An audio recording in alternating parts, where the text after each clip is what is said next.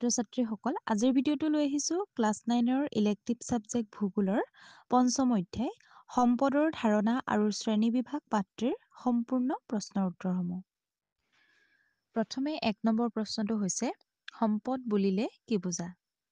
উত্তৰ প্ৰকৃতিৰ পৰা লাভ কৰা বস্তুবোৰ মানুহে নিজৰ শক্তি, বিদ্যা বুদ্ধি আৰু কৌশল প্ৰয়োগ কৰি ব্যৱহাৰ কৰে। এইদৰে ব্যৱহাৰৰ উপযোগী প্ৰাকৃতিক আৰু মানুহে নিজে তৈয়াৰ কৰা বস্তুবোৰকে সম্পদ বুলি কোৱা হয়। 2 নম্বৰ প্ৰশ্নটো হৈছে প্ৰাকৃতিক উপাদানক সম্পদ হিচাপে গণ্য কৰাৰ ক্ষেত্ৰত মানৱ সমাজৰ কোনবোৰ বিষয়ে মুখ্য ভূমিকা পালন কৰে?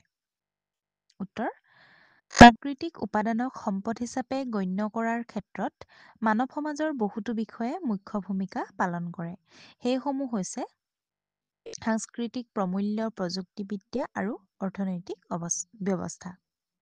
প্ৰথমে হৈছে সাংস্কৃতিক প্ৰমূল্য। কোনবোৰ বস্তু সমাজৰ বাবে গ্ৰহণযোগ্য আৰু কোনবোৰ গ্ৰহণযোগ্য নহয় সেই কথা সংশ্লিষ্ট সমাজখনৰ পৰম্পৰা, ৰীতি-নীতি, ধৰ্ম আদি সাংস্কৃতিক প্ৰমূল্যসমূহে নিৰূপণ কৰে। দ্বিতীয়তে হৈছে প্ৰযুক্তিবিদ্যা। মানুহে প্ৰয়োজনীয় বস্তুবোৰ কি ধৰণে আহৰণ আৰু ব্যৱহাৰ কৰিব বা বস্তুবোৰক ব্যৱহাৰৰ উপযোগী কৰি তুলিব সেয়া সমাজখনে জনা বা প্ৰয়োগ কৰা প্ৰযুক্তিৰ ওপৰত বাৰুকৈ নিৰ্ভৰ কৰে। তৃতীয়তে অৰ্থনৈতিক ব্যৱস্থা। প্ৰয়োজনীয় বস্তুবোৰ আহৰণ কৰাৰ ক্ষমতা আৰু সেইবোৰ ব্যৱহাৰ কৰিব পৰা বা নোৱাৰাটো সমাজখনৰ অৰ্থনৈতিক ব্যৱস্থাৰ ওপৰত বহু পৰিমাণে নিৰ্ভৰশীল হয়। সকলো ধৰণৰ বস্তু আহৰণ আৰু ব্যৱহাৰ কৰিবৰ বাবে আৱশ্যকীয় আৰ্থিক সামৰ্থ্য সকলো সমাজৰ সমানে নাথাকে। ইয়াৰ পাছতে 3 নম্বৰ প্ৰশ্নটো চোৱা সম্পদৰ ধাৰণাক প্ৰভাৱান্বিত কৰা কাৰকবোৰ কি? উত্তৰ সমাজ এখনৰ সাংস্কৃতিক প্ৰমূল্য, প্ৰযুক্তিবিদ্যা আৰু আৰ্থিক অৱস্থা সদায় একে হৈ নাথাকে।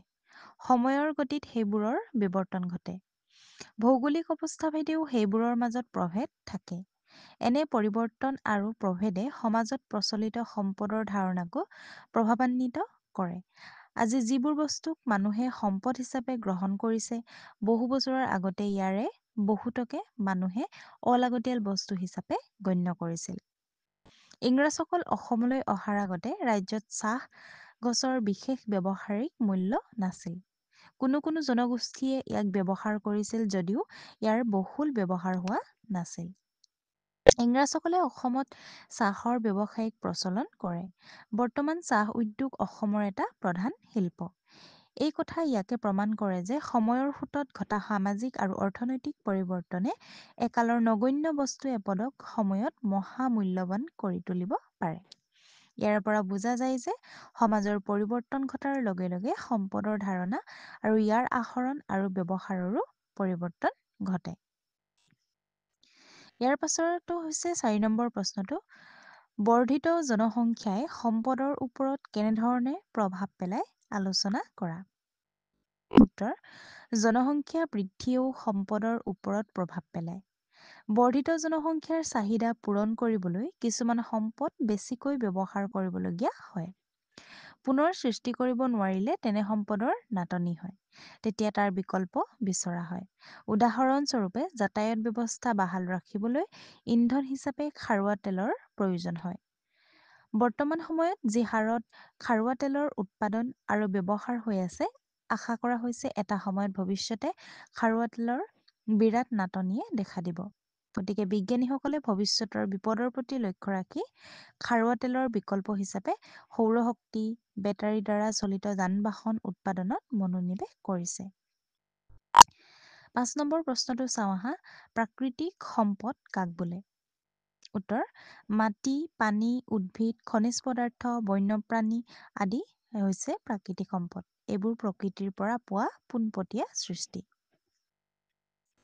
6 নম্বৰ প্ৰশ্নটো চাওঁ আহা মানৱসৃষ্ট সম্পদৰ দুটামান উদাহৰণ দিয়া। উত্তৰ মানৱসৃষ্ট সম্পদসমূহ হৈছে অৰ্থাৎ মানুহে সৃষ্টি কৰা সম্পদসমূহ হৈছে ঘৰ-দুৱাৰ, দলং, ৰাস্তা, যন্ত্ৰপাতি, গাড়ী-মটৰ, উৰাজাহাজ, নাও ইত্যাদি। ইয়াৰ পাছতে 7 নম্বৰ প্ৰশ্নটো চোৱা মানৱ সম্পদ কাক বোলে লিখা।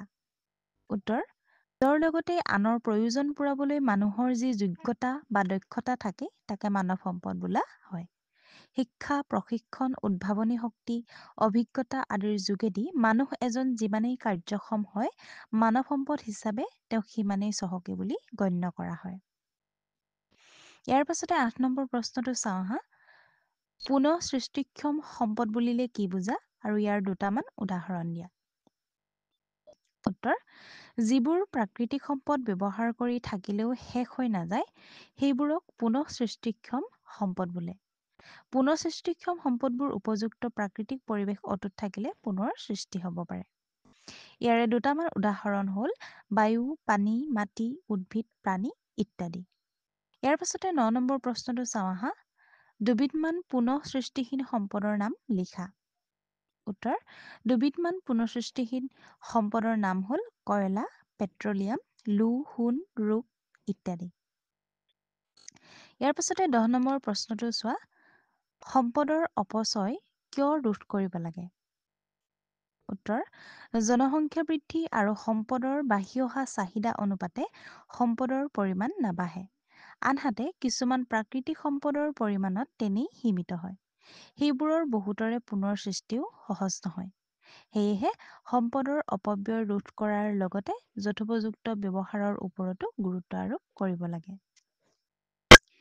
ইয়াৰ পাছতে ১১ নম্বৰ প্ৰশ্নটো হৈছে সম্পদৰ আহৰণ আৰু ব্যৱহাৰে পৰিৱেশ কেনেকৈ বিনষ্ট কৰিব পাৰে নিজে চিন্তা কৰি লিখা।